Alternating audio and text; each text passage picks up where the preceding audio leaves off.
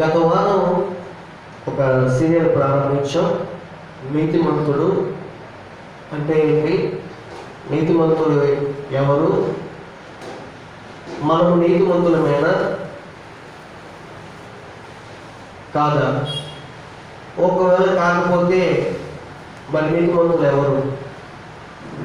బైబిల్లో నీతిమంతులైనటువంటి వారికి ఎన్నో మేళ్ళు ఎన్నో దీవెనలు ఉన్నాయన్నట్లుగా రాయబడుతుంది కనుక మరి మనం నీతిమంతులుగా మార్చబడిన తర్వాత మనకు కలిగేటువంటి మేలు ఏంటి ఇత్యాది విషయాలన్నీ కూడా మనము ఒకదాని తర్వాత ఒకటి కొన్ని అంశాల వారీగా కొన్ని భాగాలుగా మనం మాట్లాడుకుందామని ప్రారంభించాం. గత వారంలో మాట్లాడినటువంటి విషయాలలో నేను క్లుప్తంగా మీకు జ్ఞాపకంలో తీసుకుని వస్తాను. దేవుని సన్నిధిలో మనుషులు నీతిమంతులగురా, తమను సృజించిన వారి సన్నిధిలో నరులు పవిత్రులగురా అనేటువంటి మాట బైబిల్ గ్రంథంలో నుంచి మనము చూస్తూ వచ్చాం. దేవుని సన్నిధిలో మనుషులు పవిత్రులుగా కనిపించడం సాధ్యమవుతుందా? అసలు నీతి అంటే ఏంటి అంటే అవినీతి కానిదేదో, అన్యాయము, అక్రమము, ద్రోహము, దోషము, అబద్ధాలు, మోసము, కల్మషము, కుళ్ళు, కుసిద్ధాలు కాకుండా నీతి, యథార్థత, పవిత్రత, మంచిగా ఉన్నదే అంటే అదే నీతి అని, అలా ఆ మంచి లక్షణాలు కలిగి జీవిస్తూ ఉన్నటువంటి వాడే నీతిమంతుడని మనము చూస్తూ వచ్చాము. అయితే నీతిమంతుడు ఎవరు అంటే మొట్టమొదటి నీతిమంతుడు తండ్రి అయినటువంటి యెహోవా అని, రెండవదిగా ప్రభు అయినటువంటి యేసుక్రీస్తు వారు నీతిమంతుడు అని చెప్పేసి మనం చూస్తూ వచ్చాం.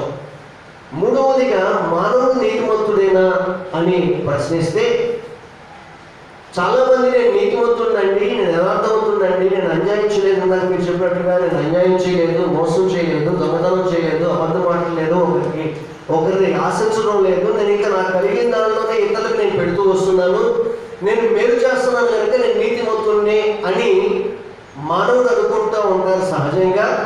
మరి అలా అనుకున్నటువంటి మానవుడు నిజంగా నీతిమంతుడేనా అని ప్రశ్నిస్తే బైబిల్ దానికి ఏం సమాధానం చెబుతుంది అనేటువంటి కోణంలో మనము గత వారం ధ్యానం చేస్తూ వచ్చాం. బైబిల్ ఏం చెబుతుందంటే నీతిమంతుడు ఒక్కడూ లేడు, ఎవరూ లేదు, అందరూ పాపము చేసి దేవుడు అనుగ్రహించేటువంటి మహిమను పొందలేకపోతున్నారు. దేవుడు భూలోకాన్ని చూసినప్పుడు భూలోకం చెడిపోయి ఉంది, మనుషుల యొక్క హృదయం అంతా కూడా చెడిపోయి పాపంతో నింపబడి ఉందని చెప్పేసి దేవుడు గుర్తించాడు అని చెప్పి చెప్తున్నాం. మానవుని హృదయం అంతా కూడా భయంకరమైన స్థితిగతుల్లో ఉందని చెప్పేసి మనము గత వారం చూస్తూ వచ్చాం. ఇంతకీ మానవుని హృదయం ఎట్లా ఉంది అనేది మనం చూస్తే రోమపత్రికలో వచ్చి 11వ అధ్యాయము 18వ వచనంలో మనము మానవుని యొక్క హృదయం ఎట్లా ఉందో మనము చూస్తూ వచ్చాం. దానిలో నుంచి 18వ వచనం 11వ వచనము ఈ రెండు వచనాలలో నుంచి మనము 12 సంగతులను మనము చూసుకుంటూ వచ్చాం. మొట్టమొదటిగా చూస్తే వారి గొంతుక తెరచినటువంటి సమాధి, వారు తమ నాలుకతో పాపము చేస్తారు, వారి పెదవుల కింద సర్ప విషం ఉంది, వారి నోటి నిండా శపించడం ఉంది, వారు 13వ అధ్యాయం 3వ అధ్యాయం రోమిలికి రాసిన పత్రిక 3:18 13 ఓకే. వారి నోటి నిండా శపించడం ఉన్నది, వారి హృదయంలో పగ ఉంది, వారు రక్తం చెందించుటకు పరుగులెత్తుతారు, వారి మార్గంలో నాశనం ఉంది, వారి మార్గంలో కష్టం ఉంది, శాంతి సమాధాన మార్గం అనేది వారు ఎరుగరు, వారి కన్నుల దేవుని భయం అనేది లేదు, గ్రహించేటువంటి వాడు ఎవడూ లేడు, దేవుని వెతికేవాడు అంతకన్నా లేడు. ఈ విషయాలన్నీ కూడా రోమపత్రిక 3వ అధ్యాయం 18, 11 వచనాల్లో మనం 12 విషయాలని చూస్తూ వచ్చాం. ఈ 12 విషయాల నుంచి మరలా మనం ఒక్కొక్కటిగా ధ్యానం చేసినట్లయితే వారి గొంతుక తెరచినటువంటి సమాధి అంటే అర్థమేంటి? ఇంతవరకు మనము గత వారము చెప్పుకుంటూ వచ్చాం. వారి గొంతుక తెరచినటువంటి సమాధి అంటే ఏమిటి?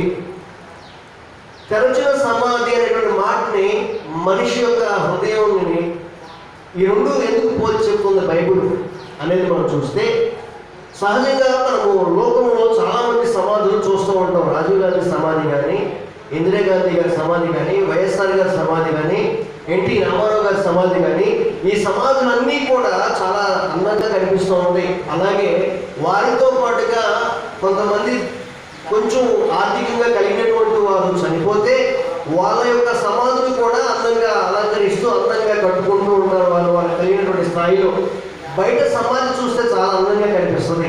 ఒకవేళ కొన్ని సందర్భాల్లో కొన్ని ప్రత్యేకమైన పరిస్థితుల్లో ఏదైనా హత్య సంబంధమైనటువంటి కార్యకలాపాలు ఏదైనా జరిగి ఈ విషయం వెలుగులోకి రాకముందుగానే ఆ శవాన్ని కూర్చివేస్తే ఈలోపు అది కంప్లైంట్ వెళ్ళో లేకపోతే పోలీసులకు తెలుసు, ఆ సమాధి చేసినటువంటి ఆ బాడీని తీసి మరలా దాన్ని పోస్ట్ మార్టం చేసిన నిమిత్తమై సమాధిని తెరుస్తారు, సమాధిని తవ్వుతారు. ఆ తవ్వినప్పుడు దానిలో నుంచి వచ్చేటువంటి వాసన ఎట్లా ఉంటుంది, ఆ సమాధి లోపల ఉండేటువంటి పరిస్థితి ఎట్లా ఉంటుంది, అక్కడ ఆ సమాధి తెలిసిన తర్వాత, సమాధి తవ్విన తర్వాత అక్కడ నిలబడగలిగినటువంటి ధైర్యంగా నిలబడగలిగినటువంటి వ్యక్తి ఉంటారా అంటే చాలా కష్టం. మరి తప్పదు కదా డిపార్ట్మెంట్ వాళ్ళకి. వాళ్ళు జాగ్రత్తగా వెళ్ళి మరలా ఇంకొకళ్ళు అయితే దాన్ని ఆనవాళ్ళు పోతాయి అని చెప్పేసి జాగ్రత్తగా వాళ్ళే వెళ్ళి ముక్కులకి గొడ్డ కట్టుకుని రకరకాల జాగ్రత్తలు తీసుకుని ఆ సమాధిని తెరచి వాళ్ళకి కావాల్సినటువంటి ఆ శరీరాన్ని, ఆ పౌరుషాన్ని తీసుకుని వెళ్తారు సహజంగా. అయితే సమాధి లోపల ఎలా ఉంటుంది, భయంకరమైన దుర్వాసనతో నింపబడి ఉంటుంది కదా. అలాగే మానవుడు పైకి అందంగా కనిపిస్తూ ఉంటాడు, పైకి నీట్గా కనిపిస్తూ ఉంటాడు, పైకి దర్జాగా హుందాగా, ఏ తప్పు చేయనటువంటి వాడిగా, ఏ మోసము లేనటువంటి వాడిగా, అన్యాయము అక్రమం అనేది ఎరగనటువంటి వాడిగా చూస్తే, మనిషిని చూస్తే అబ్బా నిజంగా వీరండి నీతిమంతులు అన్నట్టుగా కనిపిస్తూ ఉంటాడు. కానీ బైబిల్ గ్రంథం చెప్తా ఉంది కదా, నీతిమంతులైన వాడు ఒకడు కూడా లేడు, ఎవరూ లేరు, అందరూ పాపము చేసి దేవుడు అనుగ్రహించేటువంటి మహిమను పొందలేకపోతున్నారు అనేటువంటి మాట మనకు బైబిల్ గ్రంథంలో కనిపిస్తూ ఉంది. అయితే మనకి ఇక్కడ చెప్తున్న మాట వారి గొంతుక తెరచినటువంటి సమాధి అనేటువంటి మాటతో ఎందుకు పోలుస్తున్నాడు అంటే, పైకి హుందాగా కనిపించినప్పటికీ లోపల ఎట్లా ఉంటాడు మనిషి అంటే, సమాధి లోపల ఎట్లయితే దుర్వాసన వస్తుందో మానవుని యొక్క హృదయం కూడా అట్లాగే దుర్వాసనతో నింపబడుతుంది. మనిషి యొక్క అంతరంగము కూడా అదే విధమైన దుర్వాసనతో కూడినట్లుగా కనిపిస్తుంది. వారి అంతరంగం అంతా కూడా మరణపు వాసన వస్తూ ఉంటుందంట, మరణపు వాసన వస్తుంటుందంట అంతరంగం అంతా కూడా. అదేంటంటే అంతరంగంలో మరణపు వాసన రావడం ఏంటి, మరణపు వాసన అంటే ఎట్లా ఉంటుందండి అంటే, మనం బ్రతికి ఉన్నప్పుడు చక్కగా ఒంటికి వస్తున్న చెమట వాసన తెలియకుండా సెంట్లు స్ప్రేలు ఎలా అయితే కొట్టుకుంటామో, ఒక వ్యక్తి చనిపోయిన తర్వాత ఆ వ్యక్తి యొక్క ఆ శవము ఒకవేళ ఒక రోజు తర్వాత 2 రోజులు 3 రోజులు పొరపాటున ఉండవలసి వస్తే, ఇప్పుడు ప్రెజర్ బాక్స్ వచ్చిన ఈ బాక్సులు రాక క్రితం ఎట్లా ఉండేది, ఆ బాడీ దగ్గర ఎలాంటి స్మెల్ వస్తూ ఉండేది. అప్పుడే వాసన స్టార్ట్ అయ్యింది, గవ్వ ఐస్ గడ్డలు తీసుకురండి, ఐస్ ముక్కలు తీసుకురండి, ఐస్లో పెడదాం, ఐస్ తీసుకురావడం కనుక పొరపాటు లేట్ అయ్యిందంటే అక్కడ వాసన మరొక రకంగా వచ్చేది కదా. అలాగే మానవుని యొక్క హృదయములో నుంచి కూడా అటువంటి మరణపు వాసన మనిషి యొక్క హృదయంలో నుంచి వస్తుందంట. వారి అంతరంగం అంతా కూడా చెడిపోయిన స్థితిలో ఉంటుందంట.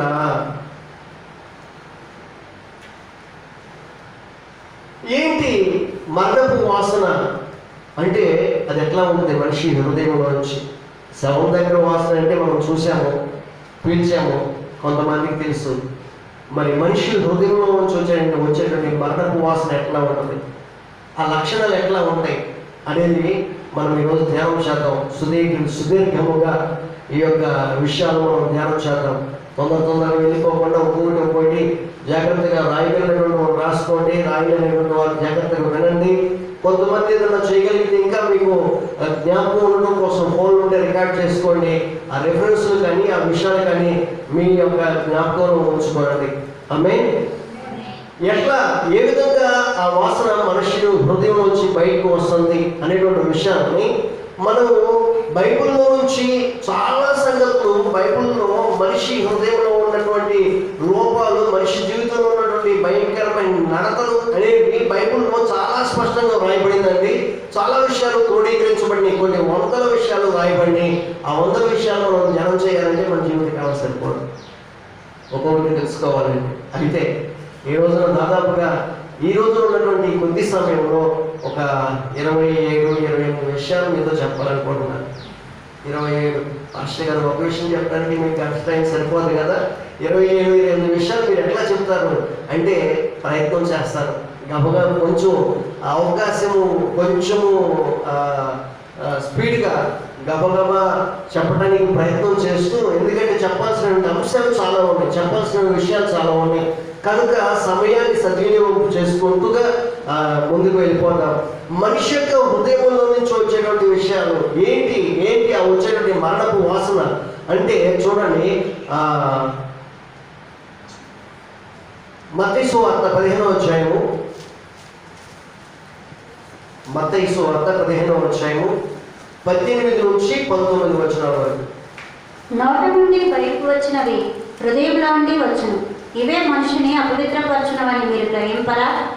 దురాలోచనలు, నరహత్యలు, వ్యభిచారములు, వేశ్యాగమనములు, దొంగతనములు, అబద్ధ సాక్ష్యములు, దేవదూషణములు హృదయంలో నుండియే వచ్చును, ఇవే మనిషిని అపవిత్రపరచును గాని చేతులు కడుక్కొనక భోజనము చేయుట మనిషిని అపవిత్రపరచదని చెప్పాను. ఆ తర్వాత మార్కు సువార్త 7వ అధ్యాయము 21 నుంచి 23 వరకు.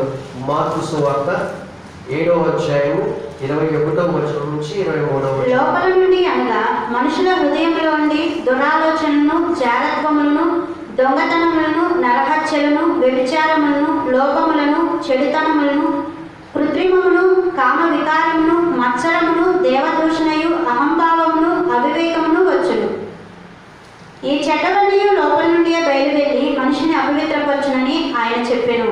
రోమీయులకు రాసిన పత్రిక, అపోస్తలుడైన పౌలు రోమీయులకు రాసిన పత్రిక 1వ అధ్యాయము 29 నుంచి 32 వచనాల వరకు. అట్టివారు సమస్తమైన దుర్నీతి చేతను, దుష్టత్వం చేతను, లోపము చేతను, ఈర్ష్య చేతను నిండుకొని మత్సరము, నరహత్య, కలహము, కపటము, వైరములు వాటితో నిండిన వారై కొండగాండ్రులను, అపవాదకులను, దేవద్వేషులను, హింసకులను, అహంకారులను, బింకములాడువారును, చెడ్డవాటిని కల్పించువారును, తల్లిదండ్రులకు అవిధేయులను, అవివేకులను, మాట తప్పువారును, అనురాగరహితులను, నిర్దయులనైరి.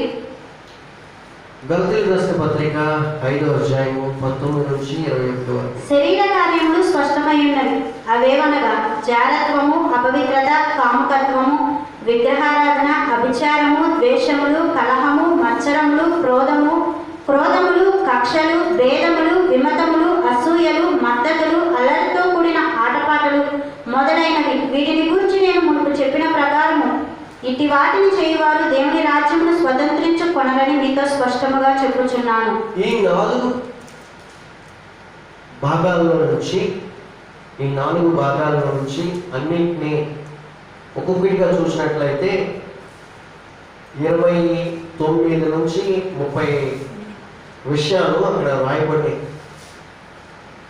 కొన్ని చెప్పినటువంటి అంశమే చెప్పబడుతూ ఉన్నాం ఒక చోట కనుక వాటన్నిటిని విభజించి విడివిడిగా తీసుకుని వస్తే దాదాపుగా 29 నుంచి 30 సంగతులు అక్కడ రాయబడ్డాయి. వీటిలో నుంచి నేను ఈ సమయాన్ని మనం చెప్పుకోగలిగినంత కొన్ని చెప్పుకోగలిగిన విషయాలు మనం చెప్పుకున్నాం. మొట్టమొదటిగా మానవుని హృదయంలో నుంచి వచ్చేటువంటి భయంకరమైన చెడు వాసన ఏంటంటే దురాలోచనలు. ఏంటంట? దురాలోచన. మనిషిని నీతిమంతుడిని అని అనుకుంటాడు, అదే సమయంలో నీతిమంతుడిని అనుకుంటున్నటువంటి మనిషి హృదయంలో నుంచి వస్తున్నటువంటి మరణపు వాసన ఏంటంటే దురాలోచన. దురాలోచన అంటే అర్థం ఏంటి అంటే చెడు ఆలోచనలు, చెడు తలంపులు, ఎప్పుడు ఎవరికి కీడు చేద్దామా, ఎప్పుడు ఎవరికి హాని తలపెడదామా అనేటువంటి ఆలోచనలు కలిగి ఉంటారు.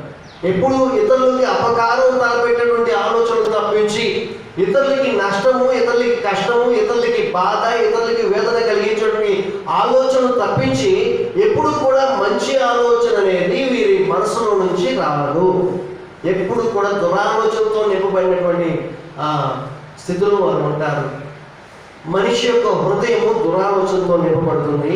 రెండవదిగా మనిషి హృదయము దేనితో నింపబడుతూ ఉంటుంది అంటే రెండవదిగా నరహత్యలు. రెండవ విషయము నరహత్యలు. హత్య అంటేనే ఒక వ్యక్తిని చంపడం కదా. సహజంగా హత్య అంటే మనిషిని శారీరకంగా చంపడం మాత్రమే హత్య అని మనకి చట్టం చెప్తుంది. ఈ లోకం కూడా మనిషిని శారీరకంగా చంపితేనే నేరం అనేది చెప్తుంది. కానీ బైబిల్ గ్రంథంలో చెప్తున్న మరొక విషయం ఏంటంటే, చట్టములో దీన్ని వ్రాయబడినటువంటి విషయము, మనుషులు దీన్ని గుర్తించినటువంటి విషయము మరొకటి ఏంటంటే, కేవలం మనిషిని శారీరకంగా చంపడం మాత్రమే కాదు, మానసికంగా చంపడం కూడా నరహత్యే. ఒక వ్యక్తిని శారీరకంగా చంపితే, కత్తితో పొడిస్తేనో, పెస్టులతో పేలిస్తేనో, లేకపోతే ఇంకా విషం ఇచ్చి చంపితేనో ఒకసారి చచ్చిపోతాడు. ఒక వ్యక్తిని ఒకసారి చంపడం అనేది ఒక లోకం దృష్టిలో, సమాజం దృష్టిలో, చట్టం దృష్టిలో నేరం. ఇది హత్య కింద పరిగణించబడుతుంది. కానీ చట్టము దృష్టిలో నేరం కానిది, చట్టం గుర్తించింది, సమాజం గుర్తించిన సంగతి ఏంటంటే, మనిషిని మానసికంగా చంపడం. ఎట్లా? మాటలతో, చూపులతో, చేష్టలతో, జీవన విధానంతో ఎదుటి వ్యక్తిని మానసికంగా చంపటము అనేది కూడా నరహత్యతోనే సమానము అని చెప్పేసి ప్రభువైన యేసుక్రీస్తు వారు చెప్తున్నారు. అందుకే యేసు ప్రభు మత్తయి సువార్తలో అంటున్నాడు కదా, నీవు ఒక వ్యక్తిని చంపితే హత్య చేసినట్లు అవుతుంది అని మీరు చదివారు కదా. అయితే మీ తోటి వాడిని, మీ సహోదరుని ద్రోహి అని నువ్వు తిడితే అది నరహత్యతో సమానము అని యేసు ప్రభు. ఒక మాట ద్రోహి, పనికి మాలినటువంటి వాడా, వ్యర్థుడా అనేటువంటి ఒక మాట నిందిస్తూ నీ తోటి వారిని నువ్వు ఒక మాట తిడితేనే అది హత్యతో సమానం అని చెప్పేసి ప్రభువైన యేసుక్రీస్తు వారు చెప్తున్నారు. ఒక మాట అకారణంగా ఒక వ్యక్తిని దోషిస్తేనే అది హత్యతో సమానమైతే, ఈ రోజున సమాజంలో ఎంతమంది మాటలతో వేధిస్తున్నారు తోటి వారిని, చూపులతో వేధిస్తున్నారు తోటి వారిని. వారి చంపకుండానే అనుక్షణము మాటలతో కొల్లగొడిచి చంపేస్తూ ఉంటారు కదా. అరే చంపితే ఒకసారి చంపారు, కత్తితో పొడిచి, ఎందుకు అట్లా మాటలతో చంపుతాం అని చెప్పేసి మాట్లాడుతూ ఉంటారు కదా. మాటలతో చంపడం అంటే మన సమాజంలో ఉన్నటువంటి వాళ్ళకి చాలా ఇష్టం కొంతమందికి.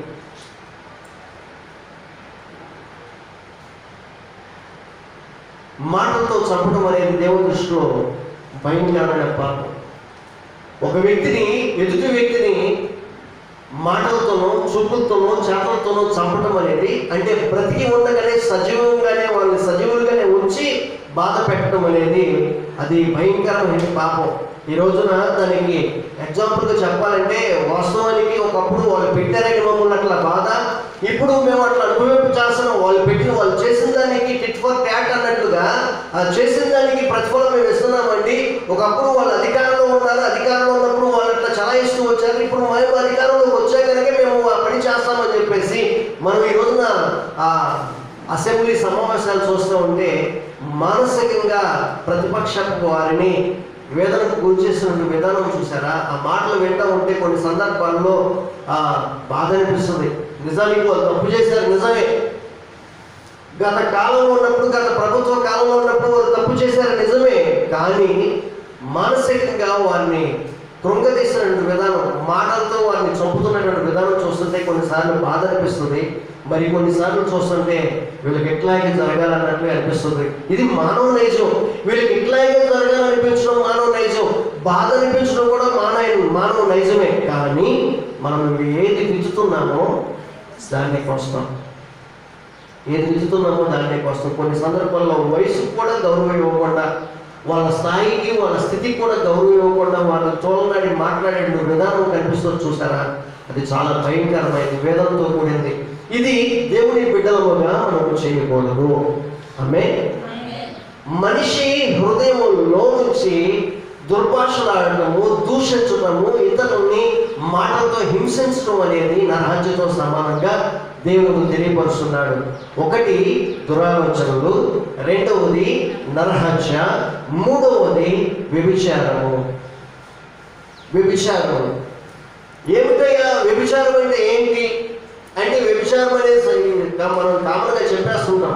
అయితే వ్యభిచారం అంటే ఏంటి, జారత్వం అంటే ఏంటి? ఈ రెండింటికి చాలా వేరు వేరు అర్థాలు ఉన్నాయి. వ్యభిచారము అంటే ఇరువురు భార్యాభర్తలుగా దంపతులుగా ఐక్యపరచబడిన తర్వాత భార్యను విడిచి పరాయి స్త్రీతో అక్రమ సంబంధం పెట్టుకుంటే అది వ్యభిచారం అవుతుంది. భర్తను విడిచి భార్య పరాయి పురుషుడితో అక్రమ సంబంధం పెట్టుకుంటే అది వ్యభిచారం అవుతుంది. అంటే వివాహితుల మధ్య అక్రమ సంబంధాలు ఏవైతే ఉన్నాయో, పెళ్ళైనటువంటి వారి మధ్యలో అక్రమ సంబంధాలు, పరాయి పురుషులతో స్త్రీలతో అక్రమంగా జీవించడం అనేది ఏదైతే ఉందో అది వ్యభిచారంతో పోల్చబడింది బైబిల్లో. జాగ్రత్తము అంటే ఏంటో తర్వాత చెప్పుకుందాం. కనుక ఈ వ్యభిచారములు కూడా దేవుని దృష్టిలో దోషమైనవి అనే మాట చెప్తున్నాడు. 4వది వేశ్యాగమనములు. వేశ్యాగమనములు ఏమిటయ్యా? వేశ్యాగమనము అంటే అర్థం ఏంటంటే వేశ్యలతో సహవాసం చేయటం, వేశ్యలను వెతుక్కుంటూ వెళ్ళటం. అది మనం సహజంగా వేశ్యలు వెతుక్కుంటూ వెళ్ళడం అంటే పురుషులు వేశ్యల దగ్గరికి వెళ్తారు అనుకుంటాము, కానీ ఈ రోజుల్లో స్త్రీలు కూడా వెళ్తూ ఉన్నారు. మగ వేశ్యలను వెతుక్కుంటూ, పురుషులను వెతుక్కుంటూ స్త్రీలు కూడా వెళ్తున్నారు. అంటే డబ్బులు ఇచ్చి ఆ కామ సంబంధమైనటువంటి, శరీర సంబంధమైనటువంటి కోరికలు తీర్చుకునేటువంటి కార్యకలాపాలకి పాల్పడుతూ వాటి కోసం పరుగులెత్తేటువంటి వారిని వేశ్యాగమనము అని పిలుస్తారు. వేశ్యాగమనము అనేది మానవుని యొక్క జీవితంలో తిష్టవేసి కూర్చుంది. 5వది దొంగతనం. దొంగతనము. వీటన్నిటికీ రిఫరెన్స్ చెప్పాలనే ఆలోచన ఉంది, కానీ క్షమించాలి, రెఫరెన్స్ చెప్పుకుంటూ వెళ్ళిపోతే మనకి సమయం సరిపోదు. కనుక రెఫరెన్స్ చెప్పకుండా నేను దాటేస్తూ వెళ్తున్నాను. 5వది దొంగతనము. దొంగతనము అంటే పొరుగువాని దాన్ని మనం ఆశించడం, మనది కాని దాన్ని ఆశించడం. పొరుగువాడిది తెలియకుండా పొరపాటున జేబులో ఉంచి పర్సు పడిపోతే వాడు చూడకుండా వెళ్ళిపోతున్నాడు, కనుక వెనక నుంచి వస్తున్నట్టు మనం దాన్ని తీసుకుని వెళ్ళిపోవడం దొంగతనం అవుతుంది.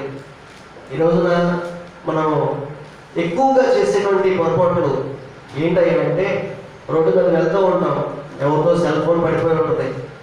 పడిపోయిన తర్వాత సెల్ ఫోన్ తీస్తారు, ఎవరికి ఇంకొకటి దొరుకుతుంది, ఫోన్ తీస్తారు, ఆ ఫోన్ వెంటనే స్విచ్ ఆఫ్ చేసేస్తారు, సిమ్ తీసి పక్కన పడేసి వీడి సిమ్ వేసుకుని వాడుకుంటాడు. లేదు, ఆ సిమ్ అట్లాగే ఉంచాడు, అవతల వాడు ఫోన్ చేస్తున్నాడు, ఇప్పుడు ఫోన్ లిఫ్ట్ చేస్తే నేను ఎక్కడున్నా తెలిసిపోతుంది, కనుక ఇప్పుడు నేను ఫోన్ లిఫ్ట్ చేయకూడదు. లిఫ్ట్ చేస్తే నేను ఎక్కడున్నా తెలిసిపోతుంది, ఫోన్ తెలిసిపోతుంది, కనుక ఏం చేయాలి?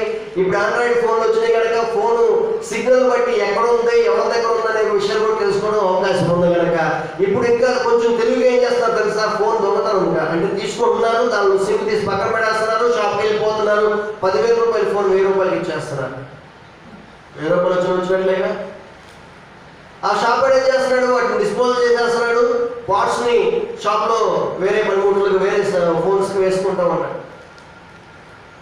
ఇది ఈ రోజున తనది కానిటువంటి వాటిని ఆశిస్తూ పొరుగు వారికి నష్టం కల్పించేటువంటి విషయాలు, నష్టం కల్పించేటువంటి సంగతులు, నష్టం కల్పించేటువంటి ఆలోచనలు సహజంగా మానవ హృదయంలో తిష్టవేసి కూర్చున్నాయి. దొంగతనము చేసే స్వభావము మానవుని హృదయంలో తిష్టవేసి కూర్చుంది. ఇది దేవుని దృష్టిలో దోషము. 6వదిగా మనం చూసినట్లయితే అబద్ధములు చెప్పటం, అబద్ధ సాక్ష్యాలు చెప్పటం. అబద్ధాలు ఆడటం, అబద్ధ సాక్ష్యములు చెప్పటం. అబద్ధాలు ఆడటం అంటే చేసినటువంటి తప్పుని నేను చేయలేదని బొంకటం. అబద్ధ సాక్ష్యాలు చెప్పడం అంటే ఎవడో తప్పు చేయనటువంటి వాడిని తప్పు చేశాడని చెప్పటం. లేదు, తప్పు చేసినటువంటి వాడిని తప్పు చేయలేదని చెప్పేసి వారికి వ్యతిరేకంగా అబద్ధ సాక్ష్యాలు చెప్పడం. ఇవన్నీ కూడా కోర్టులో మనకి ఎక్కువ కనిపిస్తూ ఉంటాయి. కోర్టు దగ్గర ఎక్కువ కనిపిస్తూ ఉంటాయి. చేసినటువంటి దాన్ని చేయలేదని. పోలీస్ స్టేషన్ దగ్గర ఎక్కువ కనిపిస్తూ ఉంటాయి అబద్ధ సాక్ష్యాలు అనేవి. లేకపోతే పెద్దల సభల్లో ఎక్కువ కనిపిస్తూ ఉంటాయి. పంచాయతీల దగ్గర ఎక్కువ కనిపిస్తూ ఉంటాయి. ఏదన్నా ఒక తీర్పు తీరుస్తున్న విషయం దగ్గర అబద్ధ సాక్ష్యాలు చెప్పడం అనేది ముందుకు వెళ్ళిపోతూ ఉంటారు. వాడు కొన్ని సందర్భాల్లో మన వాళ్ళని కాపాడుకోవడం కోసం మనం కూడా ఏముంది, మన వాళ్ళని కాపాడుకోవడం కోసం అబద్ధం చెప్పేది తప్పేంటి అన్నట్లుగా ఆలోచన చేస్తారు. కానీ అబద్ధాలు చెప్పడము, అబద్ధ సాక్ష్యాలు చెప్పడము దేవుని దృష్టిలో భయంకరమైన ఘోరము, పాపము. ఆమేన్. 6వది అబద్ధములు, అబద్ధ సాక్ష్యాలు చెప్పడం. 7వది జారత్వము.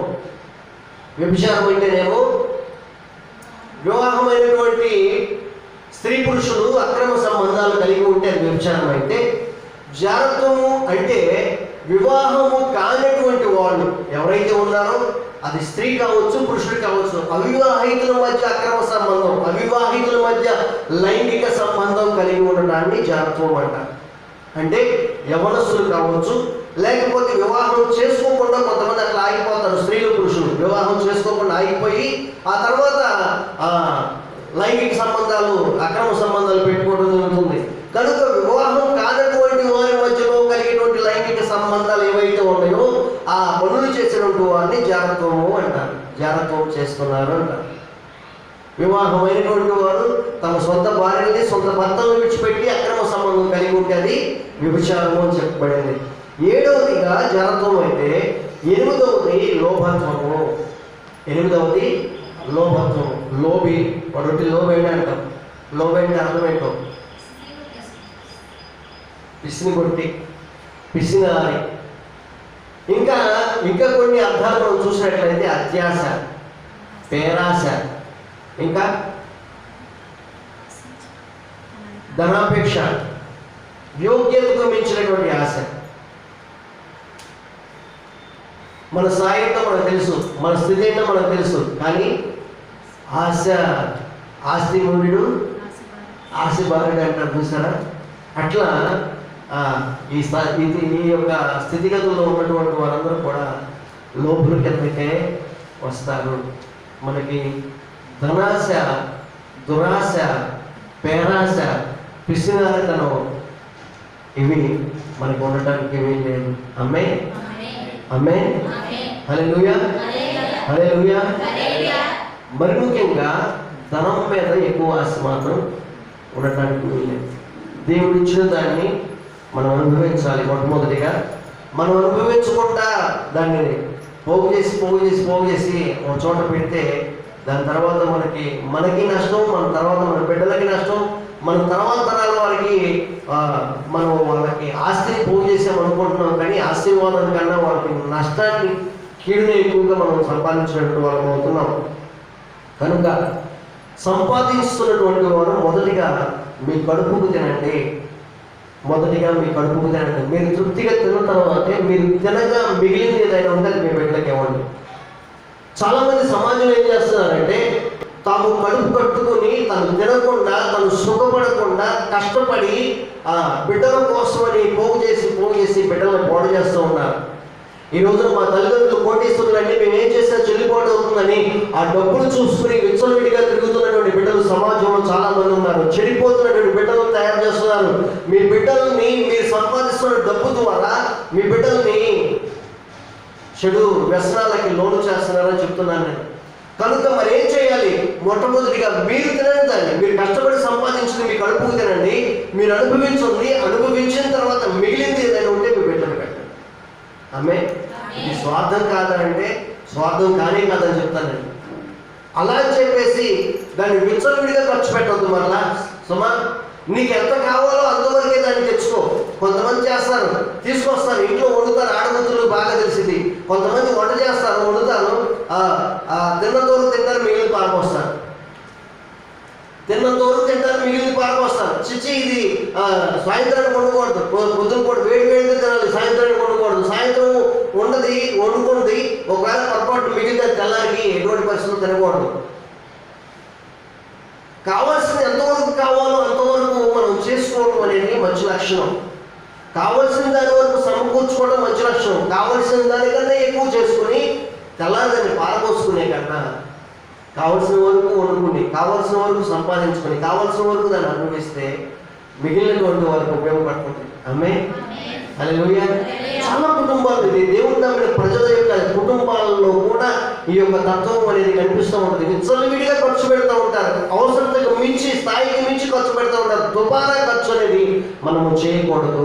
ఆమె మనకి ఎంత కావాలో, ఎంత అవసరమో అంతవరకే మనం తీసుకోవాలి. ఆమె అదే సమయంలో తీసుకునేటువంటి విషయంలో ఒకవేళ ఇప్పుడు మనకి సూపర్ మార్కెట్స్ వచ్చి ఒకప్పుడు చంద్రపట్టుకు వెళ్ళే వాళ్ళు కావాల్సినటువంటిది ఏ పూట కావాల్సిన సరుకులు ఆ పూట తెచ్చుకునేటువంటి వాళ్ళు. మా తల్లిదండ్రుల కాలం దగ్గరికి అయితే ఏ పూట కావాల్సినటువంటి వస్తువులు, సరుకులు ఆ పూట తెచ్చుకునేవాళ్ళు చంద్రపట్టులో. అంతే తప్పించి 4 రోజుల సరిపడా సరుకులు ఒకేసారి తెచ్చుకుని పెట్టుకునేటువంటి వాళ్ళు కాదు.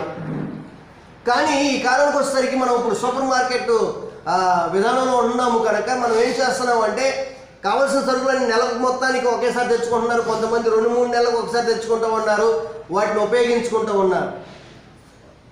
అయితే మనకి ఎంతవరకు అవసరము, నెలకే తెచ్చుకో, 2 నెలలకే తెచ్చుకో, 3 నెలలకే తెచ్చుకో, అది నీకు అవసరమా?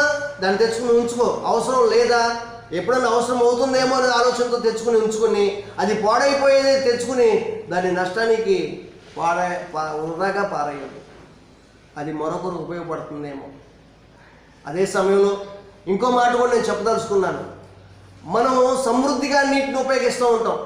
నీరు ఉపయోగించే దగ్గర కూడా నీటిని కూడా సమృద్ధిగా, మనకి నీరు కరువు లేదు కదా, ఇష్టానుసారంగా ఉపయోగించుకోవచ్చు, ఎట్లయినా వాడుకోవచ్చు, ఎట్లయినా పారబోసుకోవచ్చు అని చెప్పేసి మనం ఇష్టానుసారంగా నీటిని పారబోస్తూ ఉంటాం.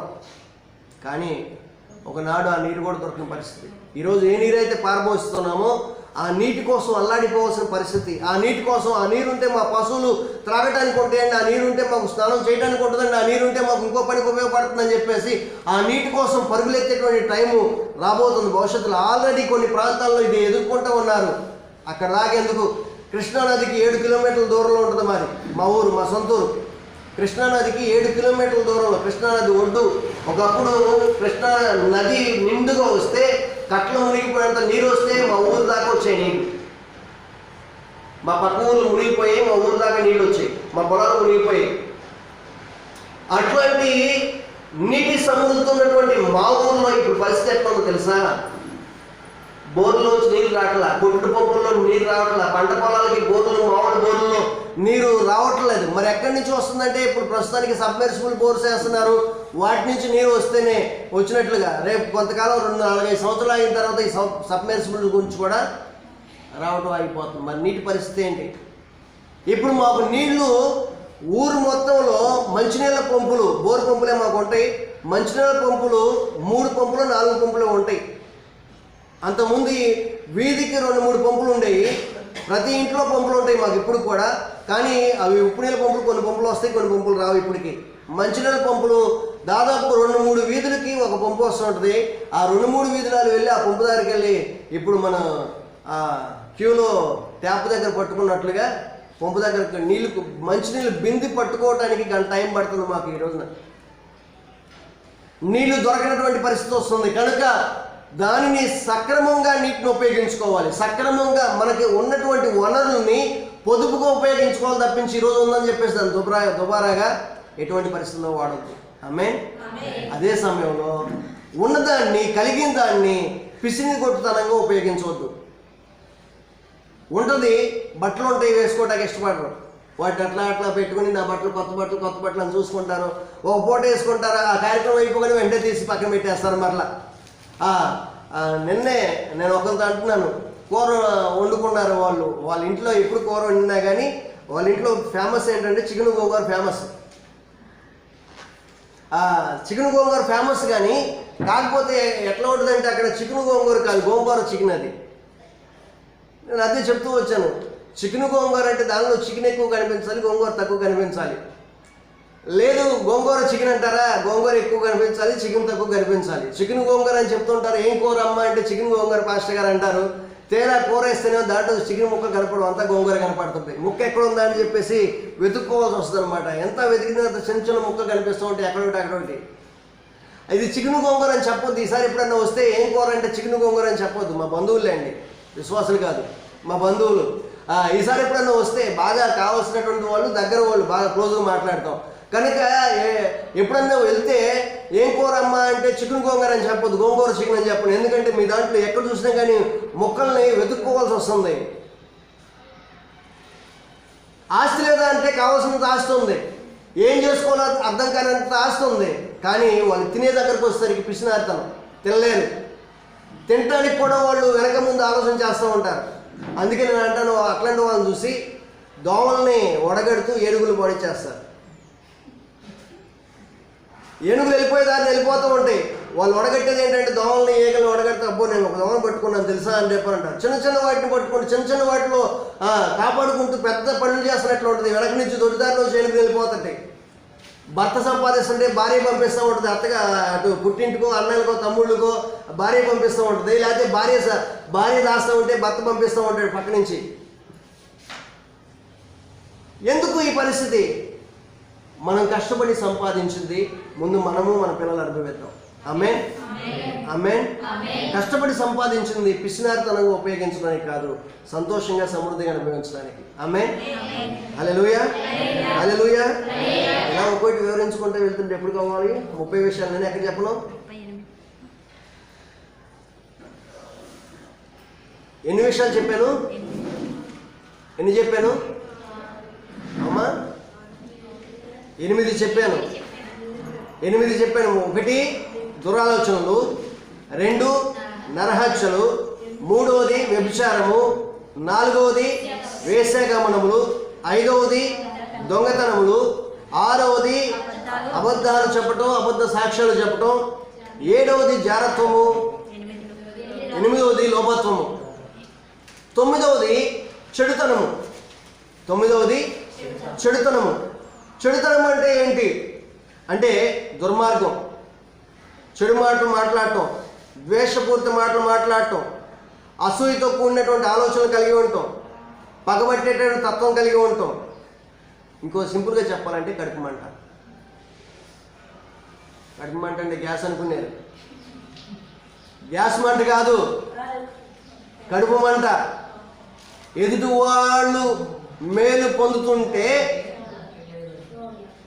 ఎదుటివాడు సంతోషంగా ఉంటూ ఉంటే వీడికి మండిపోతూ ఉంటుంది, వీడు తట్టుకోలేడు. అందుకే ప్రభు అయినటువంటి యేసుక్రీస్తు గారు కూడా ఒక మాట అంటూ ఉంటారు. ఏమని? తన తోటలో ఒక ఉపమానం చెప్తూ తన తోటలో పనిచేసేటువంటి వారిని కూలికి పిలుచుకుంటాడు. ఉదయాన్నే 6 గంటలకు కొంతమందిని, 7 గంటలకి కొంతమందిని, 9 గంటలకు కొంతమందిని, 12 గంటలకు కొంతమందిని, 3 గంటలకు కొంతమందిని, 5 గంటలకు కొంతమందిని, ఒకరిని చివరికి ముగింపు టయానికి కూడా పిలిచి మొదటిగా రోజంతటికి కూలి చేసినందుకు రోజు మొత్తం మీద కొంత అమౌంట్ మాట్లాడుకుని చివరిగా పనిలో కూర్చుకున్నటువంటి వాడికి రోజు మొత్తం మాట్లాడినటువంటి ఎంత అమౌంట్ అయితే ఇచ్చాడో అంత అమౌంట్ చివరిగా వచ్చినటువంటి వాడికి ఇస్తాడు. ఆ సమయంలో మొట్టమొదటి నుంచి పనిచేస్తున్నటువంటి వాడు అనుకుంటాడు కదా, నేను ఉదయం నుంచి ఇప్పుడు దాకా కష్టపడుతున్నాను, వీడు గంట క్రితమే వచ్చాడు, నాతో మాట్లాడుకున్న కూలి అంతా కూడా 1 దినారం 2 దినారాలు ఇచ్చాడు అక్కడ, ఇప్పుడు నేను ఉదయం నుంచి సాయంత్రం వరకు చేస్తున్నా కనుక నాకు ఇంకా 10 దినారం 10 రూపాయలు వస్తాయేమో అని చెప్పేసి అనుకుంటా ఉన్నాడు. కానీ వాడి దగ్గరకు వచ్చేసరికి కూడా నేను ఎంతైతే మాట్లాడుకున్నాడో అంతే ఇచ్చాడట. అప్పుడు వాడు అడిగాడంట ఉండబట్టలేక, అయ్యా నువ్వు చేస్తుంది అన్యాయం కదా, మోసం కదా, ద్రోహం కదా అన్నాడట. ఏంటి, నేను ఎక్కడ మోసం చేశాను? ఏం లేదు, ఇంతకుముందు గంట క్రితం వచ్చినటువంటి వాడికి 2 దినారాలు ఇచ్చావు, 1 దినారా 2 దినారాలు ఇచ్చావు, 1 దినారం ఇచ్చావు. అయితే ఇప్పుడు నేను ఉదయం నుంచి సాయంత్రం వరకు పని చేస్తున్నాను, నాకు కూడా 1 దినారం ఇచ్చావు. ఇది మోసం కాదా? ఇది ద్రోహం కాదా? ఇది అన్యాయం కాదా? ఉదయం నుంచి ఇప్పుడు దాకా కష్టపడుతూ వచ్చాను నేను, వీడియో ఇప్పుడే వచ్చాడు, వాడికి 1 దినారం ఇచ్చి నాకు 1 దినారం ఇస్తే ఏంటి నువ్వు చేస్తున్న పని అని చెప్పేసి అంటే ఆ యజమాని అన్నాడు తీరిగ్గా, ఏమయ్యా నీతో ఎంత కూలికి మాట్లాడాను నేను? నువ్వు నా పనిలోకి వచ్చేటప్పుడు ఎంత కూలి మాట్లాడుకున్నావు? 1 దినారం అయ్యా. నీకు ఎంత ఇచ్చాను? 1 దినారం అయ్యా. నీకు ఇవ్వాల్సిన దానిలో అర్ధ రూపాయి ఏమైనా ఇచ్చానా? సగం ఏమైనా ఇచ్చానా? పావలా ఇచ్చానా? నీకు ఎంతైతే మాట్లాడుకున్నావు అంత ఇచ్చాను కదా, నాకు అంతే ఇచ్చావు. నా సమస్య అది కాదు. నా సమస్యలో ఏంటంటే నా ప్రక్క వాడికి ఇప్పుడే వచ్చినటువంటి వాడికి కూడా 1 దినారం ఇచ్చాము. భర్త కొట్టాడని బాధ కాదు,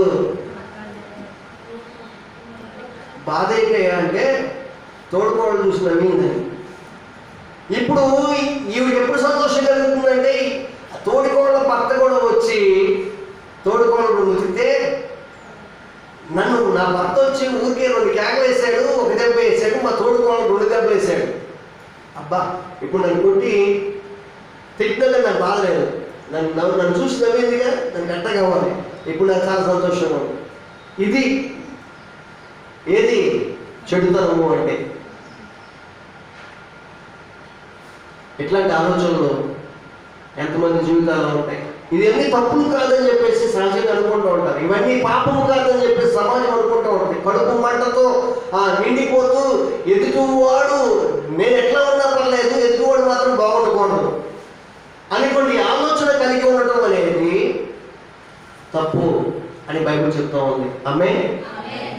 తర్వాత 10వ విషయము కృత్రిమము. కృత్రిమము కృత్రిమము అంటే కృత్రిమములు అంటే అర్థం ఏంటంటే మోసం చేయడం. కృత్రిమములు అంటే మోసం చేయడం, దగా చేయడం, మాయ చేయడం, కపటంగా ప్రవర్తించడం. దీన్ని కృత్రిమములు అని బైబిల్లో వాడబడింది. 11వ విషయం కామ వికారం. 11వ విషయం మాట్లాడాలి, కామ వికారం. మీరు మాట్లాడాలి. మాట్లాడకపోతే మీరు చక్కగా ఊగులమ్మ జోగులమ్మ మీ ఫ్రెండ్స్ వచ్చేస్తారు. మీ ఫ్రెండ్స్ వచ్చారు మిమ్మల్ని పలకరించడానికి, మీ బంధువులు వచ్చేస్తారు మీతో సహవాసం చేయడానికి. మీరు శ్రద్ధగా వినాలి, నాకు సమాధానం చెప్తూ మాట్లాడుతూ ఉండాలి. 11వ విషయం కామ వికారం. కామ సంబంధమైన మోహ సంబంధమైన ఆలోచనలతో నిత్యము నగిలిపోతూ అక్రమ సంబంధాల కొరకే ఆరాటపడుతూ ఉంటారు వీళ్ళు. శరీరం ఎప్పుడు కూడా లైంగిక సంబంధమైన ఆలోచనలు తప్పించి ఏ పని చేస్తున్నటువంటి అదే ఆలోచనలు. నిద్ర పట్టిన పరిస్థితి, ఏదైనా పని చేస్తున్నా అదే పరిస్థితి. ఈ రోజున యవనస్తులు కాదు సరిగదా, వృద్ధులు సైతం కూడా ఈ ఫోటోగ్రఫీ బారిన పడిపోతూ ఉన్నారు.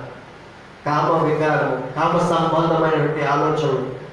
ఏమి చూస్తారయ్యా వాళ్ళ సెల్ ఫోన్లో అంటే, ఒకసారి మీ ఫోన్ నాకు ఇస్తే మీరేం చూస్తారో నేను చెప్తాను. అమ్మో పాస్టర్ గారికి వస్తే జాగ్రత్తగా ఫోన్ ఇవ్వకూడదని చెప్పి అనుకుంటారేమో. మీ ఫోన్ డిలీట్ చేసిన, మీరు చూసి డిలీట్ చేసినా కానీ మీరేం చూస్తున్నారో చెప్తాను.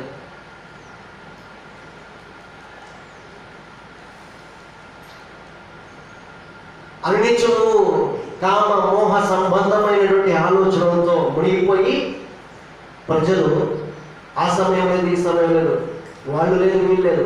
యవనస్తులు చూశారంటే పాపం పెళ్లిగా లేదు, వాళ్ళు వయసులో ఉన్నారు చూశారంటే అర్థం ఉంది. 50 ఏళ్ళు వచ్చిన వాళ్ళు అదే చూస్తున్నారు, 70 ఏళ్ళు వచ్చిన వాళ్ళు అదే చూస్తున్నారు. పెళ్ళైనటువంటి వాళ్ళు, కొత్తగా పెళ్ళైనటువంటి వాళ్ళు ఏదో చూస్తున్నారు, పెళ్లి కానటువంటి వాళ్ళు అవే చూస్తున్నారు. వాటిలో మునిగి తేలుతూ ఉన్నారు కామ మోహ సంబంధమైనటువంటి ఆలోచనలతో.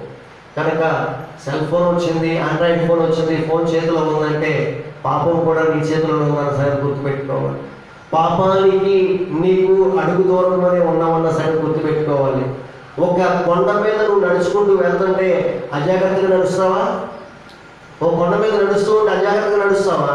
ఒక కాలం మీద నువ్వు మనకి పల్లెటూరులో ఉన్నటువంటి వాళ్ళు బాగా తెలుసు కదా, కాలం మీద ఒక తాటి పొత్తో లేకపోతే ఈత పొత్తో వేసినప్పుడు ఒక స్తంభం వేసి దాని నుంచి దాటుకుంటూ వెళ్ళేటప్పుడు దిక్కులు చూసుకుంటూ నడుచుకుంటూ వెళ్తామా? ఎప్పుడు నడిచేటువంటి దారే కదది, ఎప్పుడు చూస్తే నడిచేటువంటి పొత్తాయి కదది. కానీ మనం అట్లా దిక్కులు చూసుకుంటూ వెళ్తామా? అడుగులు అడుగు వేసుకుంటూ జాగ్రత్తగా వెళ్తాం కదా. అట్లాగే నీ దగ్గర సెల్ ఫోన్ ఉన్నప్పుడు, సెల్ ఫోన్తో నువ్వు ఉన్నప్పుడు నేను చేయాల్సింది ఏంటంటే మన అడుగు జారటానికి ఒక్కడిగే దూరంలో ఉంది. కనుక చాలా జాగ్రత్తగా దాన్ని ఉపయోగించుకోవాలి. ఆమె కామ వికారములతో, కామ సంబంధమైన ఆలోచనలతో మనం నిత్యము మునిగిపోతూ ఉంటాడు మనిషి. ఇది సహజ లక్షణం కదండి, మానవుల్లో ఉంది. దీనికి కూడా అనీతిమంతుడు అంటే ఎట్లాంటిది? సహజమైన ఆలోచన అండి. మనిషికి కాకపోతే పశువు కూడా ఉంటుంది కదా అండి, పక్షికి కూడా ఉంటుంది కదా, జంతువు కూడా. సృష్టి లక్షణం అండి ఇది. కామ సంబంధమైన ఆలోచన కలిగి ఉండదు సృష్టి లక్షణం అండి అని ఒకళ్ళు చెప్తే నిజమే, సృష్టి లక్షణమే, సృష్టిలో వచ్చినటువంటి ఆలోచనే. కానీ నీ భార్యతో లేక నీ భర్తతో నువ్వు ఏ విధమైనటువంటి కార్యకలాపాలు చేసినా తప్పు లేదు. కానీ భార్య కానీ పరాయి వ్యక్తిని, భర్త కానీ పరాయి వ్యక్తిని, లేక పెళ్లి కాకముందు పరాయి వ్యక్తుల సంబంధమైన ఆలోచనలు ఈ రోజున ఫోన్లోనో, సినిమాల్లోనో, సీరియల్స్లోనో ఎక్స్పోజింగ్తో కూడినటువంటి విషయాలు, ఇవన్నిటిని మనం చూస్తూ చేస్తూ వాటిలో ఆనందించటం అనేది బైబిల్ చెప్తున్న మాట భయంకరమైన పాపము. ఇది మనము చేయకూడదు. ఆమేన్, హల్లెలూయా, హల్లెలూయా. 12వ విషయము మత్సరము. 12వ విషయము మత్సరము. మత్సరము అంటే అర్థం ఏంటి? ఏమండి? కోపము కాదు. మత్సరము అంటే చెడు కడుపు, చెడు చూపులు. లక్ష్మి గారు కష్టపడుతున్నారు, మీరు చాలా కష్టపడుతున్నారు. మీ కష్టానికి అవార్డు ఇద్దాం అనుకుంటున్నాను నేను. చెడు చూపులు, ఈర్ష్యా భావాలు, ఎదుటివారి ఎదుగుదలని ఓర్వలేనితనం. ఇందాక చెప్పాం కదా, ఎదుటివారి ఎదుగుదలని ఓర్వలేనితనం, పరుల మేలు చూడలేని తత్వం, ఉడికిపోతు తత్వం, అయిన దానికి కాని దానికి అనవసరంగా ఇతరులతో గొడవ పెట్టుకోవడం, దీన్ని మత్సరం అంటారు. అట ఈ విషయాల్ని చాలాసార్లు మనం చదువుతూ ఉంటాం, కానీ వీటన్నిటిని సేకరించడానికి చాలా కాలం పట్టింది నాకు. ఈ అర్థాలు సేకరించడానికి చాలా కాలం పట్టింది. ఈ అర్థాలు వీటికన్నా ఇప్పుడు మనం చెప్పుకునేది 30 విషయాలే, కానీ పాపపు ఒప్పుకోలు పుస్తకం వస్తుంది కదా, దాదాపుగా 200 పైసలకు విషయాలు దానిలో మనం చూస్తాం. 250 వరకు మాత్రమే కాదు, బైబిల్ అంతట్లో మనం చూస్తే దాదాపుగా 1000 పాపాలు బుక్ రాస్తే బాగుంటుందేమో అనిపిస్తుంది నాకు.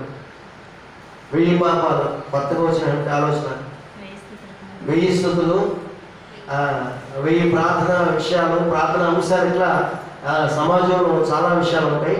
చూద్దాం, 1000 పాపాలు సేకరిద్దాం. సేకరించి ఒక బుక్ని మనం తయారు చేద్దాం. ఓకే. 12వది మత్సరము. మత్సరం అంటే చెడు చూపులు, చెడు కండు, ఈర్ష్యా భావాలు కలిగి ఉండటం, ఎదుటివారి ఎదుగుదలని ఓర్వలేనితనం, పరుల మేలును చూడలేని తత్వము, ఉడుకుపోతుతనము, అయిన దానికి కాని దానికి ఇతరులతో గిలికజ్జలు పెట్టుకోవడం, గొడవ పట్టాలు అనేది మత్సరం అంట. 13వది అహంభావం. 13వది అహంభావం. ఇదంతా కూడా ఒక క్లాస్ లాగా ఉంటుంది, ఉద్యోగ ప్రసంగం లాగా ఉండదు. ఎప్పుడు చెప్పుకునేదేమో ప్రసంగం లాగా చక్కగా మిమ్మల్ని నవ్విస్తూ ఎంకరేజ్ చేస్తూ మాట్లాడే విషయాలు అయితే, ఇది ఒక క్లాసు లాగా నోట్స్ చెప్తున్నట్టు ఉంటుంది. మీరు నోట్స్ రాసుకుంటే మీకు ఉపయోగపడుతుంది. అది ఉపయోగపడుతుంది, భవిష్యత్తులో చాలా ఉపయోగపడుతుంది. ఇవి మీకు ఎక్కడ కావాలన్నా కానీ బయట దొరకవు. ఒకటి ఆ పుస్తకం వస్తుంది, ఆ పుస్తకం దొరుకుతాయి. రెండవది ఇప్పుడు దొరుకుతాయి. ఈ పుస్తకం అందరికీ దొరకదు కనుక ఈ వీడియో ఎవరో రికార్డ్ చేయబడుతుంది కనుక వీడియో చూసుకోండి. ఆమేన్. అహంభావం. 13వ విషయం అహంభావం. అహంభావం అంటే అహంకారము, ఎవరిని లెక్క చేయకపోవడము, ఇతరుల పట్ల అమర్యాదగా నడుచుకోవడము, ఇతరులను తృణీకరించడం, సదాభిప్రాయము పోగొట్టుకోవడం. ఇవన్నీ కూడా అహంభావం యొక్క లక్షణాలు. అహంభావం యొక్క లక్షణాలు. అహంకారం అంట ఎవరిని ఎవరిని లెక్క చేయడం, ఇష్టానుసారంగా మాట్లాడుతూ ఉంటారు. వాడు ఎవరిని లెక్క ఏంటంటే వాడు ఎవరిని లెక్క చేయలేని అంటారు. కారణం ఏంటంటే వాళ్ళు ఏముందంటే అహంకారం, అహంభావం. అందుకే వాడు ఎవరిని లెక్క చేయడు. ఇతరులని అమర్యాదగా ప్రవర్తిస్తాడు. వాళ్ళ పట్ల మర్యాద ఇవ్వడం, వాళ్ళకి అమర్యాదగా ప్రవర్తిస్తాడు. ఇతరులని తృణీకరిస్తాడు. ఆఫ్టర్ ఆల్ వాళ్ళు నాకేంది ఏంటంటే ఆఫ్టర్ ఆల్ అంటాడు. ఇతరులను చూస్తే వాళ్ళు తృణీకరంగా మాట్లాడతాడు. ఫలితంగా తన మీద ఉన్నటువంటి మంచి అభిప్రాయాన్ని పోగొట్టుకుంటాడు. సదాభిప్రాయాన్ని, తన మీద ఉన్న మంచి అభిప్రాయాన్ని పోగొట్టుకుంటాడు. వీళ్ళు అహంకారులు అన్నమాట. మనము ఈ అహంకార తత్వాన్ని విడిచిపెట్టాలి. ఆమేన్. ఆమేన్. పక్వాలు చెప్పండి, అహంకార తత్వాన్ని విడిచిపెట్టండి. ఆమేన్. అహంభావము వేరు, అహంకారము అహంభావం వేరు, గర్వం వేరు. అదేంటండి రెండు దాదాపు ఒకటే కదా అంటే పర్యాయ పదాల కింద వస్తాయి, కానీ వేటి అర్థం వాటికే ఉంటుంది. ఇప్పుడు 14వ విషయం గర్వం. గర్వము అంటే తను కలిగి ఉన్న దాన్ని బట్టి అతిశయించడం. అహంభావమేమో ఏమీ లేకపోయినా కానీ లోపల ఉంటుంది. అది గర్వమేమో తను కలిగి ఉన్న దాన్ని బట్టి అతిశయించడం. ఉదాహరణకి డబ్బు ఉందనుకోండి, నాకేంటి, నాకు ఎంతైనా ఉంది, ఏం కావాలి, డబ్బుని బట్టి గర్విస్తాడు. అధికారం ఉంటే అధికారాన్ని బట్టి గర్విస్తారు. అందం ఉంటే అందాన్ని బట్టి గర్విస్తారు. ఎప్పుడు కూడా అద్దం ముందు నిలబడి చూసుకుంటామంటారు. అందం ఎక్కడైనా తగ్గుతూ ఉంటే వీళ్ళు పాపం అన్నం తినడం కూడా మానేస్తారు. అందం తగ్గుతుందంటే దానికోసం మొదలుపడిపోతూ ఉంటారు. అందాన్ని బట్టి గర్వించడం అంటే తాము కలిగి ఉన్న దాన్ని బట్టి అతిశయించడం, దాన్ని గర్వము అంటారు. తన గురించి తను ఎక్కువగా ఊహించుకుంటూ ఉంటాడు. అరే మహేష్ బాబు అంటే ఇక్కడ మా నానిబాబు మహేష్ బాబు అంటే చాలు వాడు ఎంత నవ్వుకుంటాడంటే అంత నవ్వుకుంటాడు. వాడు మహేష్తో ఊహించుకుంటాడు. నిజానికి వాడు మహేష్ లాగా ఉంటాడా? ఉండడు. కానీ మనం వాడి మహేష్ అన్నామంటే వాడి ముఖం చూడాలి, 1000 కంటే బొలుపు కన్నా ఎక్కువగా, ఆ బొలుపు కన్నా ఎక్కువగా వెళ్ళిపోతూ ఉంటుంది.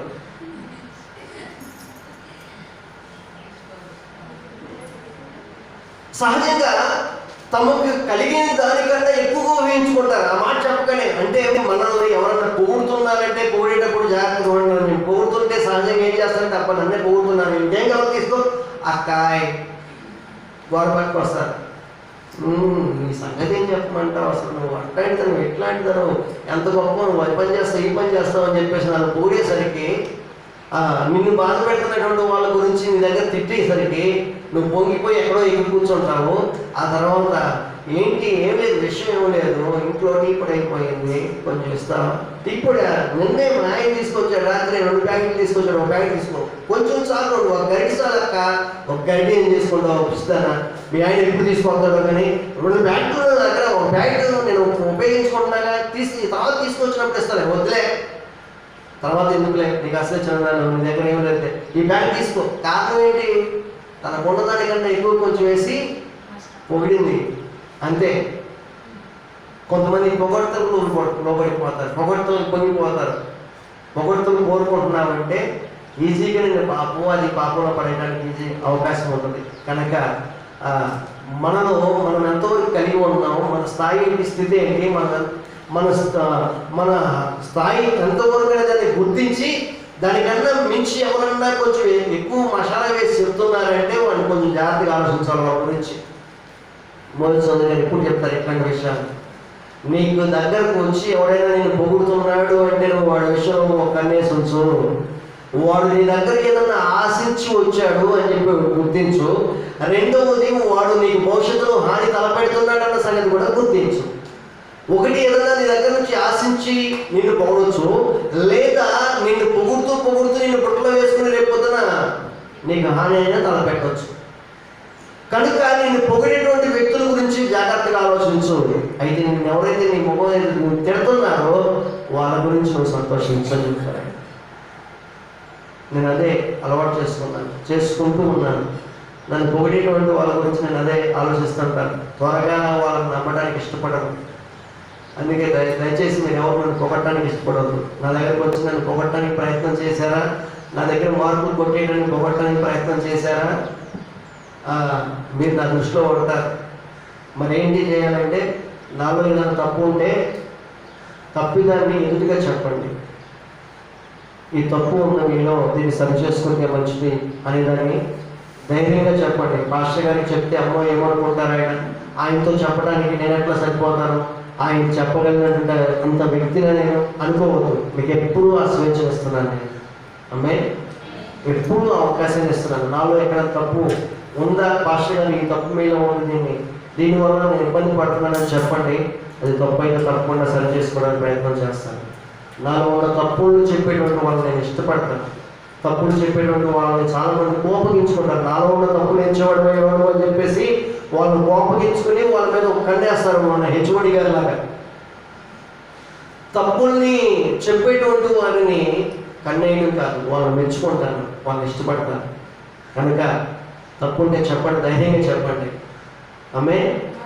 అదే సమయంలో ఇదే బుద్ధిని, ఇదే ప్రవర్తనని మనం కూడా, మీరు కూడా అలవర్చుకోండి. తద్వారా పొగిడేటువంటి వాళ్ళ మాయను, మోసంలో, వాళ్ళ యొక్క కపటమైనటువంటి ఆలోచనలో పడిపోయి మీ జీవితాన్ని, మీకు కలిగినటువంటి ఆస్తిని, మీకు కలిగిన సంపదని, మీకు కలిగిన గౌరవాన్ని పోగొట్టుకోవద్దు. జాగ్రత్తగా ఉండండి. పొగిడేటువంటి వాళ్ళ గురించి మిమ్మల్ని ఎవరన్నా తిడుతున్నారా, ఎదురుగానే మిమ్మల్ని వేలికి చూపిస్తున్నారా, ఏదైనా తప్పు ఉంటే సరి చేసుకోండి. తప్పు లేకపోతే ఈ తప్పు నేను ఎక్కడ చేశానని వాళ్ళతోనే మాట్లాడండి తప్పించి వాళ్ళ గురించి. ఇంకొక మాట మోజెస్ గారు ఎప్పుడు చెప్తుంటారు, నేను దాన్ని బట్టి గర్విస్తూ ఉంటాను. మరణాత విశ్వాస సమాజంలో నేను ఉన్నందుకు, మరణాత విశ్వాస సమాజంలోనికి మా ఆత్మీయ తండ్రి గారి ద్వారా నేను అక్కడ ప్రవేశించున్నాను. దాన్ని బట్టి నేను చాలా సంతోషపడుతుంటాను. ఇప్పుడు కూడా మరణాత విశ్వాస సమాజాన్ని బట్టి నేను గర్విస్తూ ఉంటాను. కారణం ఏంటంటే, మరణాత విశ్వాస సమాజం అనగానే గుల్లపల్లి భోజన చౌదరి గారు అనగానే సమాజంలో ఉండేది మాట్లాడి తెలుసా, వాళ్ళు ఒక కులానికి ప్రతీక, ఒక కులానికి సంబంధించిన సమాజం అండి, అది కులానికి సంబంధించిన భక్తి అని చెప్పేసి నానుడి పుకారు సమాజంలో ఉంది. క్రైస్తవ సమాజంలో కులానికి వాళ్ళు ప్రాధాన్యత ఇస్తారని సమాజం బయట వాళ్ళు అనుకుంటారు, కానీ ఆయన కులానికి ప్రాధాన్యతను ఎవరు అని మేము చెప్తాం. ఆమె రెండవదిగా ఆయన అబ్బో భోజన చౌదరి గారి సంఘమా అయితే ఆ మినిస్టర్ మీకు డబ్బు ఎక్కువ ఉంటుంది కదా, మీకు పైనుంచి ఫారెన్ నుంచి ఫండ్ వస్తుంది కదా అని చెప్పేసి అనుకుంటుంటారు. పైనుంచి వచ్చేటువంటి ఫండ్ ఫారెన్ నుంచి వస్తుందని చెప్పేసి ప్రజలు అనుకుంటారు. నిజానికి వచ్చేటువంటి ఫండ్ దేవుని దగ్గర నుంచి వస్తుంది. ఆమె మరణత విశ్వాస సమాజం హెడ్ ఆఫీస్కి ఫారెన్ నుంచి వచ్చే ఫండ్ నిజమే, వాస్తవమే. అయితే వాళ్ళకి సంవత్సరానికి మొన్నే గత జూన్ నెలలోనే మాకు ఆడిట్ లెక్కలు అప్పచెప్తూ వచ్చారు. ఎవరు కూడా లెక్కలు అప్పచెప్పడానికి ఇష్టపడరు. అదే పద్ధతి అక్కడ నేర్చుకున్న పద్ధతినే నేను ఇక్కడ కూడా మన సంఘంలో కూడా నేను లెక్కలు చెప్తూ ఉంటాను. ఏదైనా పనిచేస్తే దీనికి ఎంత లెక్క అయింది, దీనికి ఎంత లెక్క అయింది అని ఎందుకు చెప్తానంటే మీరు అంటారు, మీకు ఎందుకు చెప్తారు పాస్టర్ గారు, ఏ సంఘంలో చెప్పరు కదా అంటే, సంఘాల్లో ఎక్కడ చెప్తారో చెప్పడం మాకు తెలియదు. మరణత విశ్వాస సమాజం మా ఆత్మీయ నాయకుడు గుల్లపల్లి భోజన చౌదరి గారు మాకు నేర్పించారు. ఈ రోజున ధైర్యంగా ఆయన చేసే పని బట్టి సంతోషిస్తుంటారు. లెక్క చెప్పేటువంటి వాడు ఎవరో తెలుసా, దొంగతనం చేయనటువంటి వాడు లెక్క చెప్తాడు ధైర్యంగా, అడగకుండా లెక్క ధైర్యంగా తీసుకొచ్చి ఆయన ఎవరు అప్పచెప్తాడు అంటే దొంగతనం చేయనటువంటి వాడు, మోసం చేయనటువంటి వాడు అప్పచెప్తాడు.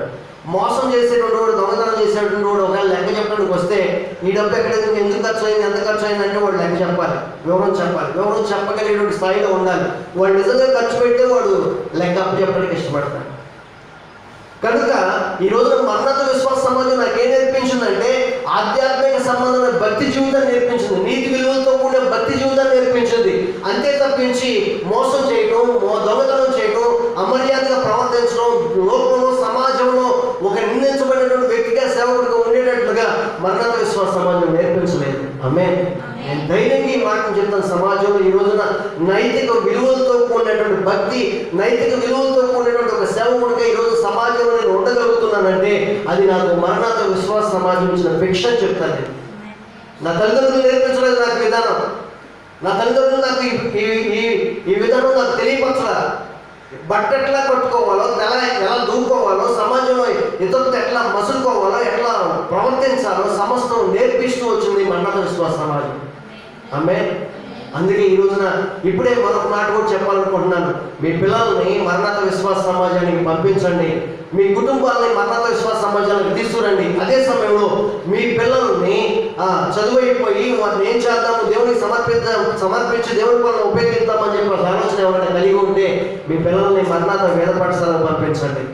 ఆమె ఎందుకు పనికిరానటువంటి వ్యక్తులను సైతం కూడా పనికొచ్చే పనిముట్లుగా తయారు చేసి పంపించగలుగుతుంది మరణాత వేద పాఠశాల. హల్లెలూయా. హైదరాబాద్, విజయవాడ, విశాఖపట్నంలో మరణాత వేద పాఠశాల బైబిల్ తర్ఫీదు కేంద్రాలు ఉన్నాయి. వాటికి మీ పిల్లలను పంపించండి. మీ పిల్లల భవిష్యత్తుని బంగారుమయం చేసుకోండి. నేను చెప్తున్నాను, ఒకప్పుడు నాకు బట్టలు ఎలా వేసుకోవాలో తెలియదు, క్రాఫ్ట్ ఎట్లా చేయించుకోవాలో తెలియదు, ముఖానికి పౌడర్ ఎట్లా రాసుకోవాలో కూడా తెలియదండి. నమ్ముతారా? ఒక పల్లెటూరు బైక్ అంటే చూసారా, పల్లెటూరు బైక్ అంటే ఎట్లా ఉంటాడు నన్ను చూస్తే, ఒకప్పుడు నన్ను చూస్తే అర్థమైపోద్ది. అలాంటి వ్యక్తిని ఈ రోజున ఇప్పుడు బాగా వచ్చేసినాయని కాదు, కానీ ఈ రోజున సమాజంలో ఎట్లా ఉండాలో నేర్పిస్తుంది పంపించింది మరణాత వేద పాఠశాల. అమ్మే రండి, మరణాత విశ్వాస సమాజానికి రండి. సమాజంలో ఆధ్యాత్మిక, నైతిక, సామాజిక విలువలతో కూడినటువంటి భక్తి జీవితాన్ని జీవిద్దాం. ఆమేన్. సామాజిక, ఆధ్యాత్మిక, నైతిక విలువలతో కూడిన భక్తి ఈ రోజున సంఘాలలో కొరవడుతుంది. అయితే మరణాత విశ్వాస సమాజంలో ఈ విధానం ఎప్పుడూ శిరస్థాయిగా నిలబడి ఉంటుంది. హల్లెలూయా, హల్లెలూయా, హల్లెలూయా. కనుక మనము ఇప్పుడు మనం చెప్పుకున్నట్లుగా ఈ 14 లక్షణాలు, 30 లక్షణాలలో 14 లక్షణాలు మాత్రమే మనం ధ్యానం చేస్తూ వచ్చాం. ఈ 14 లక్షణాలని మనము విసర్జిద్దాం. మొట్టమొదటి లక్షణం ఏంటి? దురాలోచన. మనిషి యొక్క హృదయంలో నుంచి వచ్చేటువంటి మరణపు వాసన, హృదయంలో దాగినటువంటి స్థితిగతులు ఏంటో చెప్తున్నటువంటి మొట్టమొదటి స్థితి ఏంటంటే దురాలోచనలు, రెండవది నరహత్యలు, మూడవది వ్యభిచారము, నాలుగవది వేశ్యాగమనములు, ఐదవది దొంగతనములు, ఆరవది అబద్ధములు చెప్పటము, అబద్ధ సాక్ష్యాలు చెప్పటము. 7వది జారత్వములు. 8వది లోభత్వములు. 9వది చెడుతనములు. 10వది కృత్రిమములు. 11వది కామ వికారము. 12వది మత్సరము. 13 అహంభావము. 14 గర్వము. ఈ లక్షణాలని మనం విసర్జిద్దాం. మనం విసర్జించి మనం విడిచిపెట్టి ప్రభువుకి ఇష్టమైన రీతిలో భక్తి చేద్దాం. విచిత్రం చెప్పమంటారా?